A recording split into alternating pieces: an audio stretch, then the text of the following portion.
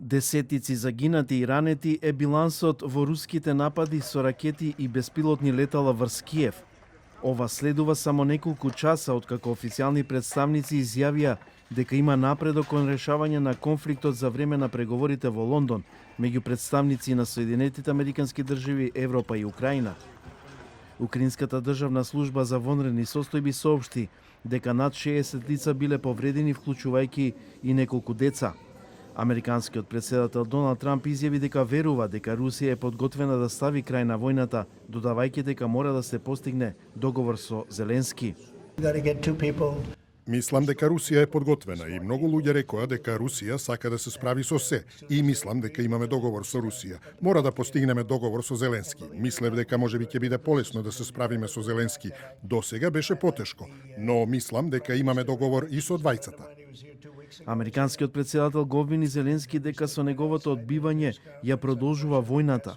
Ако го сака Крим, зошто не се бореа за него пред 11 години кога и беше предаден на Русија без ниту еден истрел, напиша претходно Трамп. Оставката на украинскиот председател Володимир Зеленски не е меѓу барањата на Русија, изјави портпаролот на Кремљ Дмитрий Песков. Но дури и ако договорот со Зеленски биде потпишан сега, подоцна во Украина може да се појават луѓе кои би можеле да го оспорат, доведувајќи го во прашање неговиот легитимитет.